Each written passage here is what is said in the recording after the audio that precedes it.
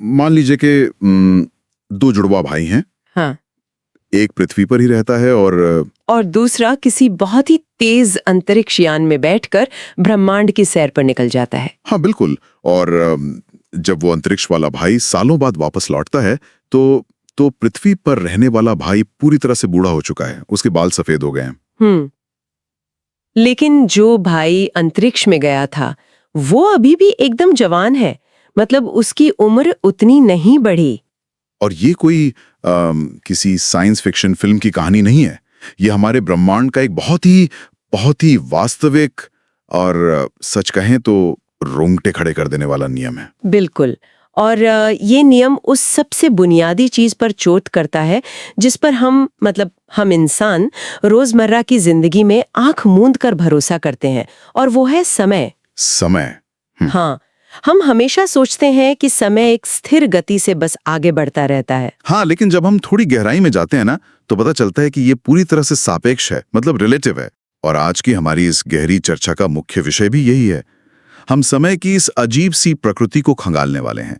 हमारे पास भौतिक विज्ञानी ब्रायन ग्रीन के लेक्चर्स हैं। और कुछ ऐतिहासिक दस्तावेज भी है। हाँ, तो हमारा मिशन आज ये समझना है कि जिस समय को हम एक स्थिर नदी की तरह मानते हैं जो पूरे ब्रह्मांड के लिए एक ही गति से बह रही है, वो असल में पूर्ण या एब्सोल्यूट है ही नहीं। देखिए, इस भ्रम को तोड़ने के लिए ना हमें सबसे पहले ये समझना होगा कि हमारी जो सहज बुद्धि है, जो हमारा कॉमन सेंस है, वो आता कहाँ से है और वो हमें धोखा क्यों देता है।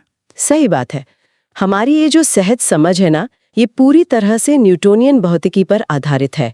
आइजैक न्यूटन के नियमों ने हमारे दिमाग में ये बैठा दिया था कि समय और स्थान एक स्थिर रंगमंच की तरह है। हाँ, जिन पर पूरे ब्रह्मांड का नाटक खेला जाता है। चलिए इसे एक दृश्य से समझते हैं। मान लीजिए कोई व्यक्ति एक ट्रेन में सफर कर रहा है, जो मान लेते हैं 100 किलोमीटर प्रति घंटे की रफ्तार से चल रही है। ठीक है, 100 किलोमीटर प्रति घंटा। अब वो व्यक्ति ट्रेन के अंदर ही आगे की दिशा में एक बेसबॉल फेंकता है 50 किलोमीटर प्रति घंटे की रफ्तार से। अच्छा, तो अब जो दर्शक बाहर प्लेटफॉर्म पर खड़ा है, उसके लिए उस बेसबॉल की रफ्तार क्या होगी? न्यूटन के हिसाब से तो गतियां जुड़ जाती हैं। बिल्कुल जुड़ जाती हैं। ट्रेन की गति 100 और बेसबॉल की 50। मतलब बाहर खड़े इंसान को वो बॉल 150 किलोमीटर प्रति घंटे की रफ्तार से जाती हुई दिखेगी। हाँ, और ये पूरी तरह से तार्किक है। मतलब हम रोजमर्रा की जिंदगी में यही तो देखते हैं ना। लेकिन दिक्कत तब शुरू हुई जब 19वीं सदी के अंत में वैज्ञानिकों ने प्रकाश के साथ काम करना शुरू किया। अच्छा, तो प्रकाश पर ये नियम लागू नहीं होता? नहीं, यहीं पर एक बहुत बड़ा वैचारिक संकट पैदा हो गया। जेम्स क्लर्क मैक्सवेल नाम के एक भौतिक विज्ञानी थे। उन्होंने इलेक्ट्रोमैग्नेटिज्म के कुछ समीकरण दिए और उन समीकरणों ने एक बहुत ही अजीब बात उजागर की। उन्होंने बताया कि प्रकाश की गति हमेशा स्थिर रहती है। स्थिर रहती है मतलब लगभग वो जो 3 लाख किलोमीटर प्रति सेकंड है, वही रहती है। बिल्कुल।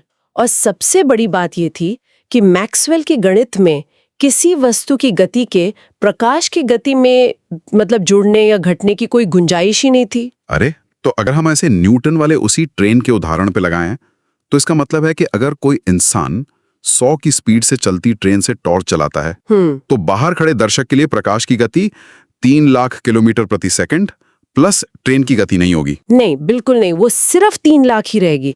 प्रकाश की गति में कुछ भी नहीं जुड़ता। क्या बात कर रहे हैं? ये तो मतलब उस समय के वैज्ञानिकों के लिए ये बात गले से नीचे उतारना तो असंभव रहा होगा। हाँ, बिल्कुल असंभव था। उन्हें लगा कि मैक्सवेल शायद कुछ मिस कर रहे हैं अपने समीकरणों में। जैसे ध्वनि को यात्रा करने के लिए हवा की जरूरत होती है ना, या पानी की तरंगों को पानी की। सही कहा। तो वैज्ञानिकों ने मान लिया कि पूरे ब्रह्मांड में ईथर नाम का एक अदृश्य माध्यम मौजूद है और प्रकाश इसी ईथर के सहारे या ईथर के सापेक्ष गति करता है। ओ अच्छा, और जहां तक मुझे याद है इसे साबित करने के लिए ही वो मशहूर माइकलसन मोरले प्रयोग किया गया था ना? हाँ, वही प्रयोग। उनका सेटअप बहुत ही चतुर था। उन्होंने प्रकाश की एक किरण को 2 अलग-अलग हिस्सों में बांटा और उन्हें एक दूसरे के समकोण यानी राइट एंगल पर भेजा। उनका विचार ये था कि हमारी पृथ्वी भी तो अंतरिक्ष में इसी ईथर के बीच से होकर गुजर रही है ना। हाँ, तो जो प्रकाश की किरण पृथ्वी की दिशा में जाएगी उसे ईथर की हवा का सामना करना पड़ेगा। बिल्कुल, एक तरह का रेजिस्टेंस मिलेगा, तो उसकी गति दूसरी किरण से अलग आनी चाहिए। ये तो एक तरह की रेस हो गई दोनों किरणों के बीच। हाँ, लेकिन जब इस रेस का नतीजा सामने आया ना, तो पूरी वैज्ञानिक बिरादरी सन्न रह गई। क्यों, क्या हुआ? दोनों किरणें बिल्कुल एक साथ वापस लौटी। नतीजा एकदम शून्य था। अरे, मतलब ब्रह्मांड में ईथर जैसी कोई चीज थी ही नहीं। पृथ्वी किसी भी दिशा में जा रही हो, प्रकाश हर दिशा में, हर स्थिति में बस एक ही गति से चल रहा था। बाप रे, ये तो ऐसा है जैसे अचानक पता चले कि गुरुत्वाकर्षण का नियम काम नहीं कर रहा। हाँ, ये इतना ही बड़ा झटका था विज्ञान के लिए। यहाँ ये स्पष्ट करना भी जरूरी है कि विज्ञान की अलग अलग शाखाएं अलग अलग पैमानों पर काम करती हैं। मतलब साइज और स्पीड के हिसाब से। बिल्कुल, जैसे अत्यधिक छोटे स्तर पर परमाणुओं के अंदर चीजें क्वांटम मैकेनिक्स के नियमों से चलती हैं। लेकिन जब चीजें अत्यधिक तेज गति से चलने लगती हैं, प्रकाश की गति के करीब, तब न्यूटन के नियम पूरी तरह से फेल हो जाते हैं। और इसी विफलता से बाहर निकलने का रास्ता फिर एल्बर्ट आइंस्टीन ने खोजा था 1905 में। हाँ, आइंस्टीन ने पुराने ईथर के ढांचे को उठाया और सीधे डस्टबिन में डाल दिया। कमाल है। उन्होंने विशेष सापेक्षता यानी स्पेशल रिलेटिविटी का सिद्धांत दिया, जो दो बहुत ही क्रांतिकारी बातों पर टिका था। कौन सी दो बातें? पहला ये कि सभी जड़त्वीय फ्रेमों में, यानी एक समान गति से चलने वाले फ्रेमों में, भौतिकी के नियम एक समान रहते हैं। ठीक है। और दूसरा कि प्रकाश की गति हर दर्शक के लिए स्थिर रहती है, चाहे वो दर्शक किसी भी दिशा में या किसी भी गति से चल रहा हो। मुझे आइंस्टाइन का वो थॉट एक्सपेरिमेंट याद आ रहा है। उन्होंने खुद से पूछा था कि क्या होगा अगर वो प्रकाश की एक किरण का पीछा करे। हाँ, और उसके साथ प्रकाश की ही गति से दौड़े। न्यूटन के गणित के अनुसार तो अगर आप प्रकाश के साथ दौड़ रहे हैं तो प्रकाश आपको रुका हुआ दिखना चाहिए, एक जमी हुई तरंग की तरह। सही कहा। लेकिन आइंस्टाइन को मैक्सवेल के काम पर बहुत ज्यादा भरोसा था, जिसके अनुसार प्रकाश कभी रुक ही नहीं सकता। लेकिन एक मिनट, अगर मैं प्रकाश की किसी किरण की तरफ बहुत ही तेजी से दौड़ रहा हूं, तो मेरा सहज ज्ञान तो चीख चीख कर कहता है कि प्रकाश मुझसे ज्यादा तेजी से टकराएगा। न्यूटन के उसी ट्रेन और बेसबॉल वाले उदाहरण की तरह। हाँ, तो ये मानना कि प्रकाश की गति हमेशा स्थिर रहेगी, ये तो हमारे दिमाग की बनावट के ही खिलाफ जाता है ना। विज्ञान के जो नए छात्र होते हैं उन्हें ये इतना काउंटर इंट्यूटिव क्यों लगता है? इसके पीछे ना हमारा अपना इवोल्यूशन जिम्मेदार है, हमारा जैविक विकास। वो कैसे? देखिए, इंसान के दिमाग का विकास कैसे माहौल में हुआ है। हमने जंगलों में शिकार किया, भाले फेंके, नदियों में तैरे, और बहुत बाद में जाके हमने गाड़ियां वगैरह बनाई। बिल्कुल, और ये सभी गतियां ब्रह्मांड के पैमाने पर बहुत ही ज्यादा धीमी है। समझ रहा हूँ। तो हमारे दिमाग का जो हार्डवेयर है ना, वो इसी धीमी गति वाली दुनिया में जिंदा रहने के लिए विकसित हुआ है। हमारे पास प्रकाश की गति पर काम करने वाले ब्रह्मांड को समझने का कोई न्यूरोलॉजिकल ढांचा ही नहीं है। तो हमारा दिमाग हमें जो कॉमन सेंस परोसता है वो ब्रह्मांड का पूरा सच नहीं है, वो तो बस एक धीमी गति वाले हिस्से का सच है। एकदम सही। अब अगर हम आइंस्टाइन की बात मान लें कि प्रकाश की गति स्थिर है, तो इसका एक बहुत ही गहरा गणितीय परिणाम निकलता है। गति बराबर दूरी बटे समय होता है ना। हाँ, speed is equal to distance upon time. तो अगर किसी भी हालत में गति नहीं बदल सकती, तो उस समीकरण को संतुलित रखने के लिए दूरी और समय को खुद को बदलना होगा, स्ट्रेच होना होगा। और यहीं पर आकर न्यूटन का वो स्थिर रंगमंच टूट जाता है। स्थान और समय अब फिक्स नहीं रहे। और इसे ना बहुत ही अच्छे से समझाने के लिए भौतिक विज्ञानी ब्रायन ग्रीन ने एक बड़ी शानदार कहानी का इस्तेमाल किया है। वो फॉरवर्ड लैंड और बैकवर्ड लैंड वाली कहानी तो सच में इस पूरी गुत्थी को सुलझा देती है। मैं दर्शकों को बताता हूँ। मान लीजिए फॉरवर्ड लैंड और बैकवर्ड लैंड नाम के दो काल्पनिक देश हैं, जिनके बीच युद्ध चल रहा था। हाँ। और अब वे एक शांति संधि पर हस्ताक्षर करने वाले हैं, लेकिन शर्त यह है कि दोनों राष्ट्रपतियों को बिल्कुल एक ही समय पर एक साथ हस्ताक्षर करने होंगे। कोई भी पहले या बाद में हस्ताक्षर नहीं करेगा। बिल्कुल। तो योजना ये बनती है कि दोनों को एक लंबी चलती हुई ट्रेन के डिब्बे में बैठाया जाता है। एक डिब्बे के बिल्कुल आगे वाले हिस्से में है और दूसरा बिल्कुल पीछे वाले हिस्से में। और उस डिब्बे के ठीक बीचों बीच एक लाइट बल्ब रखा गया है। दोनों राष्ट्रपतियों की बल्ब से दूरी बिल्कुल समान है। हाँ। तो योजना ये है कि जब बल्ब जलेगा तो प्रकाश दोनों दिशाओं में जाएगा। जब प्रकाश उन तक पहुंचेगा तो वे उसे देखेंगे और तुरंत साइन कर देंगे। ठीक है। अब इस घटना को ना दो अलग अलग नजरियों से देखते हैं। पहले ट्रेन के अंदर बैठे अधिकारियों के नजरिए से। ट्रेन एक सीधी पटरी पर एक समान गति से चल रही है। हाँ, तो अंदर बैठे लोगों के लिए बल्ब जलता है, प्रकाश दोनों दिशाओं में जाता है। और चूंकि दूरियां बराबर हैं और प्रकाश की गति स्थिर है, तो प्रकाश दोनों राष्ट्रपतियों तक एक ही समय पर पहुंचता है। मतलब उनके नजरिए से संधि सफलतापूर्वक एक साथ साइन हो गई, कोई दिक्कत नहीं। बिल्कुल। लेकिन कहानी का जो असली रोमांच है ना, वो ट्रेन के बाहर प्लेटफॉर्म पर खड़े लोगों के परिप्रेक्ष्य में है। हाँ, जो ट्रेन को गुजरते हुए देख रहे हैं। प्लेटफॉर्म पर खड़े दर्शकों के लिए ट्रेन आगे की ओर बढ़ रही है। जब डिब्बे के बीच में बल्ब जलता है, तो प्रकाश आगे और पीछे दोनों तरफ भागता है। ठीक है। लेकिन यहाँ ध्यान दीजिए, ट्रेन की गति के कारण फॉरवर्ड का राष्ट्रपति जो ट्रेन के पिछले हिस्से में बैठा है, वो लगातार प्रकाश की किरण की ओर बढ़ रहा है। अच्छा, और जो बैकवर्ड लैंड का राष्ट्रपति है, जो डिब्बे के आगे वाले हिस्से में है, जी, वो प्रकाश की किरण से दूर जा रहा है। बिल्कुल। और चूंकि प्रकाश की गति प्लेटफॉर्म वालों के लिए भी 3 लाख किलोमीटर प्रति सेकंड ही है। हाँ, उसमें ट्रेन की गति तो जुड़ नहीं सकती। तो प्लेटफॉर्म से देखने वालों को क्या लगेगा? प्रकाश को फॉरवर्ड लैंड के राष्ट्रपति तक पहुंचने के लिए कम दूरी तय करनी पड़ी, क्योंकि वो खुद प्रकाश की ओर आ रहा था। सही कहा, इसलिए प्रकाश उस तक पहले टकराया। और दूसरी तरफ जो बैकवर्ड लैंड का राष्ट्रपति था, वो दूर भाग रहा था, इसलिए प्रकाश को उस तक पहुंचने में ज्यादा समय लगा। तो प्लेटफॉर्म पर खड़े लोगों का निष्कर्ष क्या होगा? यही कि फॉरवर्ड लैंड के राष्ट्रपति ने प्रकाश पहले देखा और पहले हस्ताक्षर कर दिए। हाँ, मतलब उन्होंने एक साथ हस्ताक्षर किए ही नहीं। बाप रे! अब यहां सबसे बड़ा सवाल ये पैदा होता है कि इनमें से सही कौन है? ट्रेन के अंदर वाले जो कहते हैं कि हस्ताक्षर एक साथ हुए, या प्लेटफॉर्म वाले जो कहते हैं कि एक ने पहले किया?